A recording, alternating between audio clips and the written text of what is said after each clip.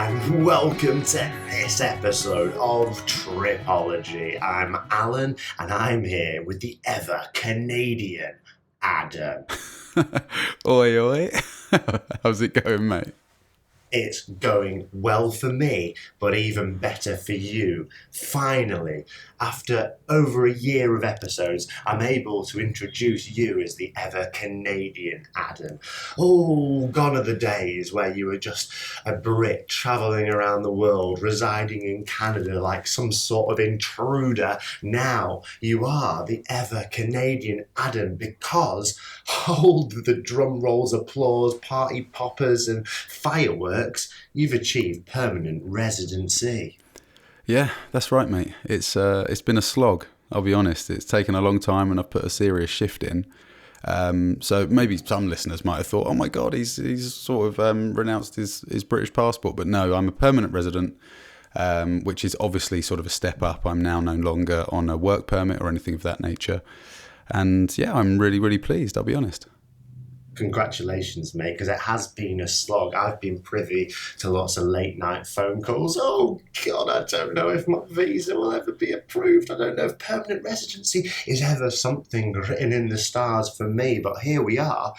The stars have answered. You've got a piece of paper now that entitles you to all sorts of wonderful perks. And I'm ever so excited for you. You've worked really hard for it. You've really endured the whole process. I'm proud of you, and Canadian national anthem abound. I think you're really there. You're living the life.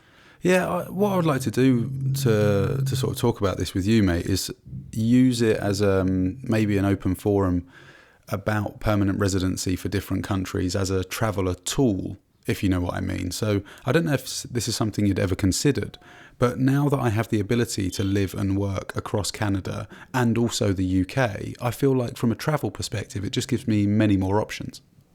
Well, quite nice to have multiple bases, isn't it? This is something, we've explored working holiday visas a lot on the podcast and how I've used working holiday visas as little bases across the world. Oh, I've got a base in Australia now. Oh, I've got a base in New Zealand and all that jazz. But you now have a permanent base in another country other than the UK. What a beautiful thing. Yeah, I think it's really fortuitous, really. It just takes the pressure off. It means that it gives me more choice and I can sort of come and go as I please. I can work for any business now. And I think it's going to be something that propels me and my travels and hopefully Tripology into the future in a more sort of sustainable and financially secure way. There are obviously lots of areas of Canada that I'm really interested in exploring. And now that I'm able to come and go freely, it's going to be just far easier to do so. I don't know if you've ever considered achieving permanent residency for a country. Do you think that because they take so much time and energy and money, I mean, it is a hell of a commitment, let's be honest. Is it something that you've ever considered for yourself, or do you see them as somewhat of a restriction? I've considered it before, just once. I was in a place known as New Zealand and I thought maybe I'll get permanent residency here. But the problem for me is it takes an awful long time to do. So there's a real inhibitive process where you have to bunker down in a country and give up your mantle as traveller for a while, as you've had to do. And then there's often a time where you have to spend a certain number of days in that country, even once you've been granted permanent residency, even once they've put that gold Kiwi badge on your little pinny and you think, oh, I'm a New Zealander now. You still have to stay in the country for a certain amount of time every year. And all that just seems like it would feel like a kind of shackle on my tripological status. But how do you feel about that? Do you have to spend a significant amount of time in Canada now still? Yeah, so I'm glad you brought it up because it was something I was going to mention. If anyone has got any questions regarding the permanent residency process for Canada specifically, or is currently going through it perhaps, please do send us an email at tripologypodcast@gmail.com because I would love to hear your thoughts. Of course, we can share ideas and hopefully I can answer any questions that you may have, having just been through the process, of course, but 730 days is what they ask, which I would say is very reasonable. It's 730 days, which is equal to it's not if they're asking for that amount of time in 1 year. I mean, how reasonable is it? How long do you have to... The only way this is ever going to work is if you spend 730 days in Canada this year, Adam. Oh, Christ. Immediately retract the permanent residency. No, so it's 730 days in a 5-year period. So the clock starts ticking when you receive the all-important confirmation via email. And then, your status changes. And then, of course, if you spend 730 days in the country in the following 5 years, they don't have to be consecutive either, which I think is very important. Then you will retain your status as a permanent resident going forward for another 5 years, Okay. I guess. Nice. Well, it's all important information for the listening audience to know. We now have a PR expert on the show. And lo and behold, it was always going to be either me or Adam. Turns out it's going to be Adam. So if you ever want to get more information about PR, as Adam said, we've got an email address. You can also reach out to us on the old Instagram at Tripology Podcast. I'm proud of you. I think it opens the door for some amazing, wonderful travels in the future. Is there anything else you'd like to say about PR, or shall we go on and I'll tell you about some of my sojournments? Yeah, I think just hopefully the listeners there thinking, oh my goodness, I wonder what Adam's going to get up to across Canada. And I can promise you there's going to be some great stories coming up. So I look forward to it. And now I can't wait to hear what you're going to say. Oh, well, mate, I think, last time the listening audience heard from me, I was surfing, I was chilling, I was vibing in Goa. I was on a little adventure with Emmy and Luis, and we were travelling around. My goodness, has that group fractured and gone its separate ways. Goodness, no. Emmy's in Sri Lanka, Luis is down south in Kerala. I've gone on my own little solo excursion, like a sort of agent moving through the night buses all over India. I went to the wonderful land of Hampi. Have you ever heard of Hampi? I feel like it rings a bell, but I can't say I know anything about it at all, no. Well, let me tell you a little bit about it. Gather round, everyone. Why don't all our listeners just come a little bit closer? I want to tell you a bit about Hampi because it was known as Hippie Island in the 80s and the 70s and maybe even the 60s if you dare to go back that far. Hippie Island was known as this place in India where people with dreadlocks and tattoos would come from all around to learn about Hinduism, to sort of bathe in the river, to sing songs, to dance, to make music, to do all this stuff. Mm-hmm. And it was a real thriving backpacker haven until 2016. Wow. The government said, you ain't going to do this anymore. This place is spiritual. Hippie Island's a thing of the past. We're making this a UNESCO heritage site. Get out of Hampi. And all the hippies fled for the hills. Hampi became this really super spiritual UNESCO Hindu site where there's lots of beautiful temples and everything. And the hippie community became all fractured and moved out of the main part of Hampi and a little bit down the road. So now, still a hippie community in Hampi, but it just exists a little bit further on the other side of the river. I spent a few days there, mate. There's some cool things about Hampi, yeah. What did you get up to? I rented a scooter and we were just scooting about. I saw some of those temples, really amazing, wonderful architecture. I was learning all about Hinduism. I was learning about Brahma, Vishnu and Shiva. I was learning about the incarnations of Vishnu.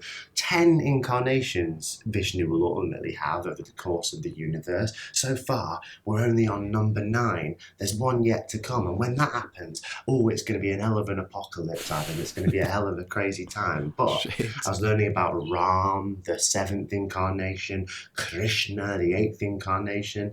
And every night I would go to this hill where the Hare Krishna movement would sing chants and songs at sundown, and me and the other backpackers would watch as the sun fell over the horizon, and we'd sing praisings to Ram, to Krishna, to Hanuman, to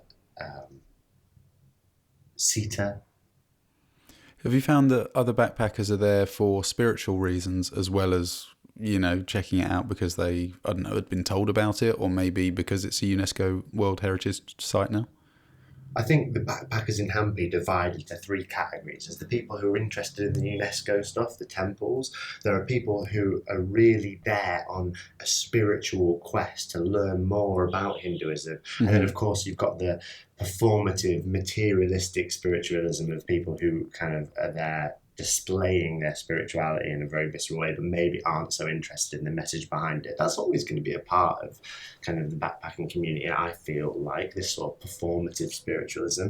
Hmm. I myself, very interested in Hinduism, actually, not in a way like I'm going to convert to Hinduism, but I'm kind of traveling, seeking kind of deeper knowledge and information about these things. I think always important to understand a place's religious background if you want to understand its culture. Hmm. And really, a cool way to do that was to go and spend time with these Hare Krishnas, talk to them afterwards, say, what is it about this Ram character? What is it about Krishna? What is it about Vishnu? Learn a little bit about it. And I feel like all that then meant when I went to the UNESCO heritage sites on my scooter and saw those idols, those effigies, those carvings in the temples, I was able to understand it on a deeper level. That's amazing. Yeah, no, hats off to you. Sounds like it sort of brings it to life, I imagine. And Yeah, definitely. you get like a much better understanding of the culture. Are you hanging around with anyone in particular at the moment, or are you doing this on your own? Well, I'll say this, India, very unusual backpacking scene, unlike anything I've ever experienced before. In Nepal, I could barely go for dinner on my own, even if I wanted to, because backpackers would come up to me and be like, hey, let's go for dinner together. Even if I was sat at a restaurant on my lonesome, people would come up to me. In India, quite difficult to find other backpackers in hostels unless it's at events like that. Like backpackers would congregate on the hillside at sundown, but if you just go into a hostel, often it's local Indian people staying in the hostels. The backpackers are sort of dispersed. There's no central common area hub, and that's been quite a challenge. I've met a lot of travellers on buses on the way to a place, Hmm. that kind of thing. Have you spoken to other backpackers about it and had sort of open conversations about how different it is? Yeah, and everyone's in the same camp. Everyone's like, yeah, it's a really unusual country. It's a very different scene to like Nepal, Thailand, or anywhere in the rest of the SAARC, South Asian countries. So, Is it yeah, hard it is a work? little bit different. It's harder work than other countries have been to meet people, to meet good people. That said, I still haven't spent much time alone. Like I said, I had Louise and Emmy for a little bit. I was about to board a bus to Hampi, and on the bus at the bus stop, I met other travellers. So Hmm. there's always like a route to meet people, but it just isn't the same as in another country where you might check into a hostel and there's a whole community ready to go. Yeah, sure. Because I remember a really long time ago, and we won't say too much about India for me at the moment. But I spoke to someone years and years ago, and they lived in Delhi twice, actually. Wicked Mexican guy, used to work in textiles. And he said to me that you really need to persevere with India in order to understand its beauty. Going for a couple of weeks isn't really going to do the country justice. If you stick it out and stay for a few months, you'll start to realise how incredible the country really is. And I just wondered how you felt about that statement and whether it's something that you can sort of agree with at this stage. Yeah, I think it's a bit of a challenging backpack.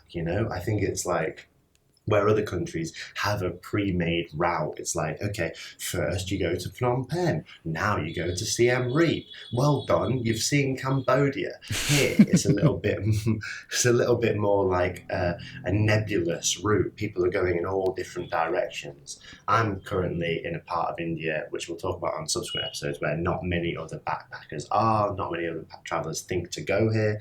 So there is a very vague outline of places that you're supposed to quote unquote visit, and not everyone goes there. It's much more of a choose your own adventure style country than say Nepal, than say Thailand, etc.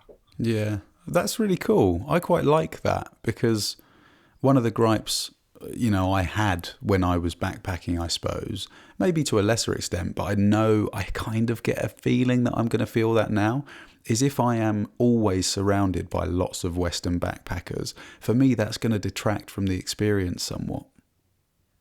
Yeah, in some sense, I'm someone who likes the backpacking community to feel close by. Like I enjoy going and experiencing a day, coming back, detoxing with other people who have a similar cultural background, maybe experiencing their experiences through their lens. I like hearing stories, travel stories, that sort of thing. That said, it is nice to feel very immersed. So there's two sides of a very beautiful Indian travel coin.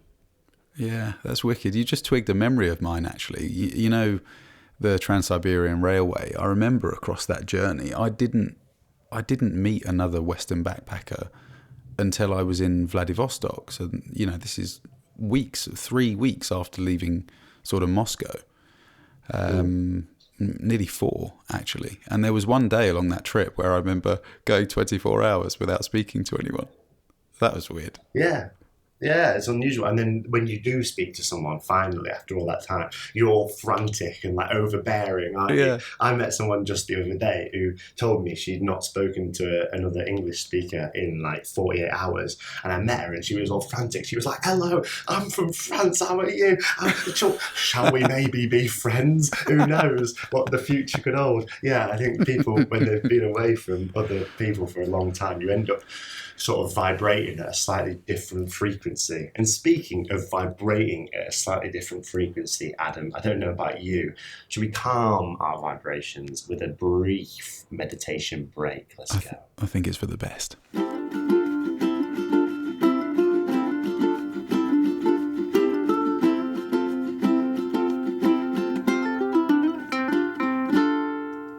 And like two people who enjoy very much the spiritual nature of meditation, let's open our eyes back in this room. You can see us on youtube.com/Tripology podcast.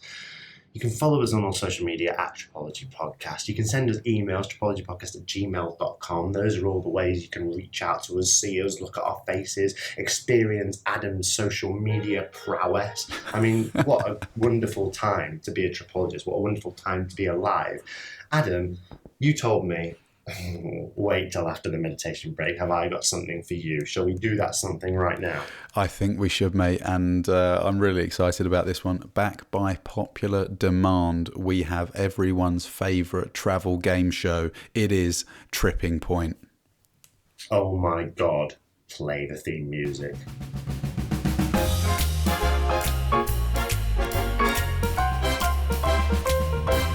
Tripping Point. So, Alun, I've got a little surprise for you this week, mate. This is an India versus Canada edition. Are you ready? The ever-Canadian Adam compiling Canuck-style questions for me, a man who's residing in India. Let's go. So, I'll just explain the context for the listener. There's going to be 5 questions, and the answers are always either India or Canada.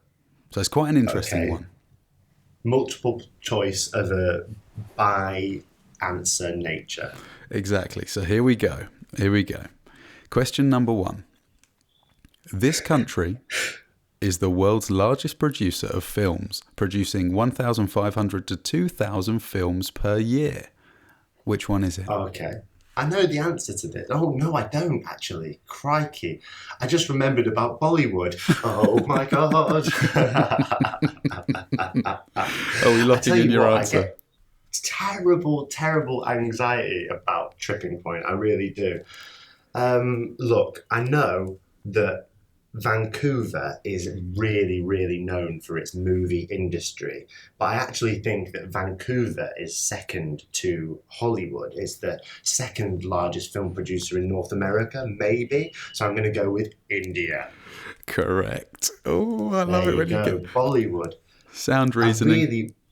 I really want to get myself in a Bollywood movie. What do you think, listening audience? Have I got a chance? If I go to Mumbai, looking as I do, stroll about the street corner, I'm hoping to get in a Bollywood movie, maybe play a sort of token radio presenter character. No, I think you got a very high chance of being in a Bollywood film if you do that. Let's go. That'd be such an amazing thing. All right, number 2. Here we go. When it comes to business, over 65% of the world's outsourcing is performed in which country? 65% of the world's outsourcing. Isn't that a crazy number? Yeah, I mean, it can only be the answer is India, right? Because we all know that the absolute stereotype of calling up a company to ask, oh, maybe I could speak to someone about customer service, and we get routed to an office in Mumbai or in Bangalore. We all have had that experience. It's India. It is India. You're right, and I just quite like the fact, so I think I wanted to say it on the episode. But 65% of the world's outsourcing. That is quite remarkable. Yeah. Adam, at this juncture, I'm 2-0 up on the old episode of Tripping Point. Could we introduce some sort of stake? Could we introduce some sort of gambit, some sort of reward for me winning? oh my goodness, what could we do? What could we offer up? Have you got anything in mind at all, or? I would like you to pay me money.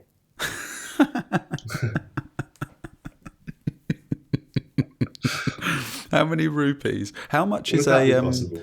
what can I is there something that you've wanted to do where you are? Is there like an excursion or maybe a nice sort of retreat or something that I can pay for if you get all 5 questions right? Yeah, I want to go on an all-inclusive 5-day safari to see tigers. Would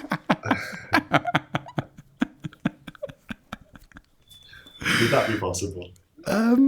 If you get all 5, yeah, we'll talk. We can enter a discussion about funding Okay. that. So all 5 for a safari, or if I get 3, win the best of 5, maybe a cup of chai. There you go. A week's supply of chai. I'm happy to commit to that. Okay, let's do a week's supply of chai for 5 questions. 3 questions right, I'll get 1 cup, and I'll relinquish the tiger.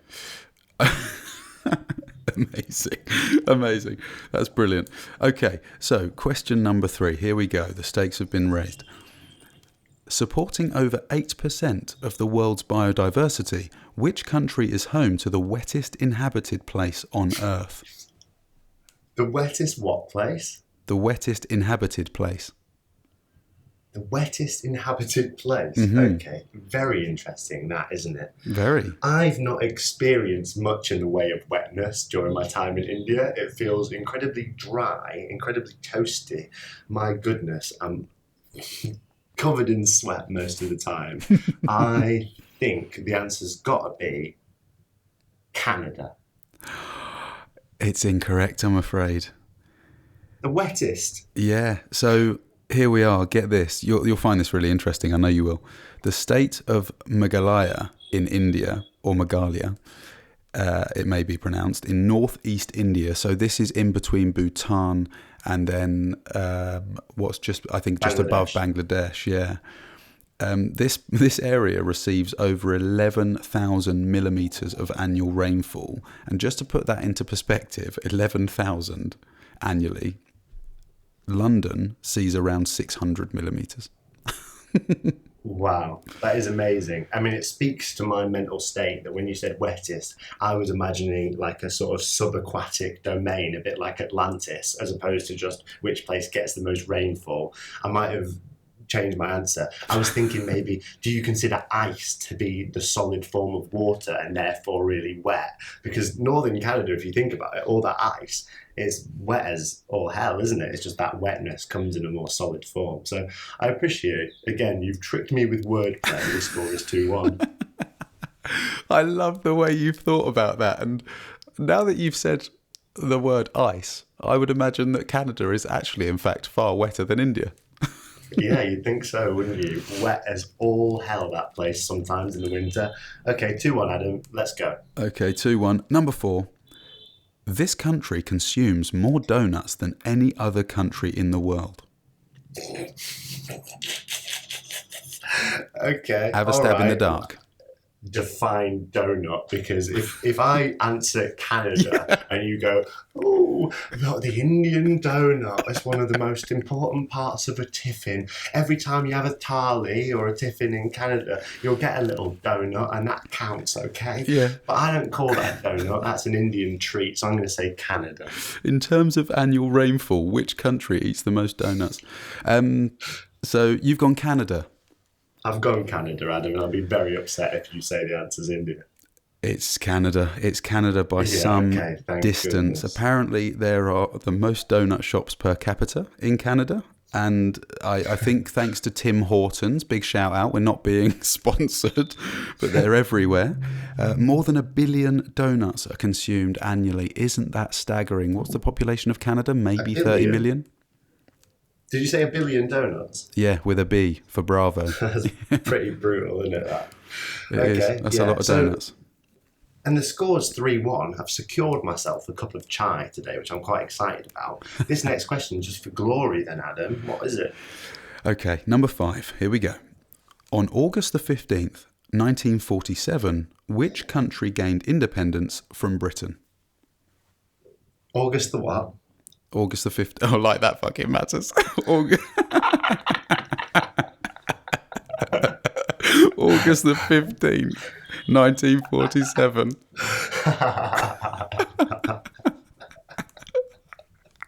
That's really funny. 47. Oh, Adam.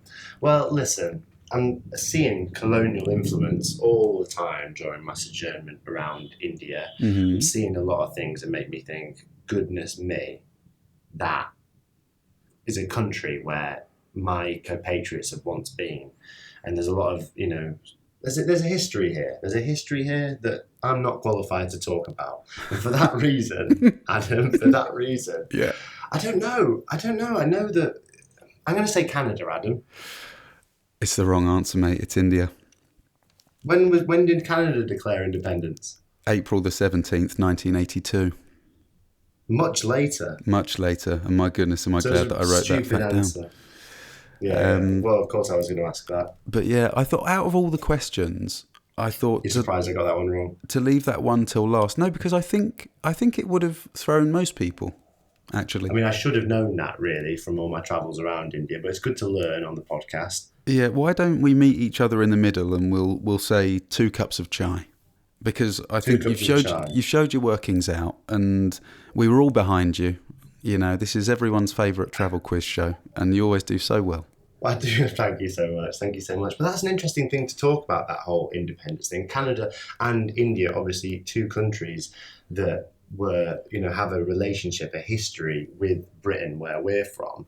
It is, absolutely. Yeah, and you're experiencing it firsthand as well. I mean, obviously, in some areas of Canada, you can see a huge influence from Europe, obviously in Quebec being the main one. Yeah. But yeah, it's really interesting that you're able to feel that as well where you've been. I think there is there not a city in the southeast that's heavily influenced by the French as well in India? Probably, mate. I've not been to the southeast yet, but I'm heading that way. I'm currently in a place called Chennai. We'll talk about that later. But there's lots of influence here. I was just at a Catholic basilica yesterday, and I've been to, they exist next to Hindu temples. There's a lot of intermingling culture and influence, Yeah, cool. Well, I look forward to picking your brains about that. Fascinating stuff. Adam, I think this is the perfect time to invite the listener to join us next week. Join us, I said. It's both enjoy and join. Why not come along and join us? You'll probably enjoy it. Go on an adventure with us next week. We're going to continue this adventure. We're going to talk all about my experiences in India, and we're going to hear more stories about travelling and backpacking. I can't wait. You can't wait. Let's go off on the adventure right now. Will you join me? I will, and if you want to hear more of this episode, hop over to patreon.com/Tripology podcast. We're going to keep the chat going. You've raised a very good point, Adam. Tripology on Patreon. You can go there. We do a section called Lost and Found, where we reveal little secrets behind the episode. It's quite exciting. You can join us there now. Head over, Tripology Podcast. We'll see you next week. Let's go now. Bye. Cheers. Bye.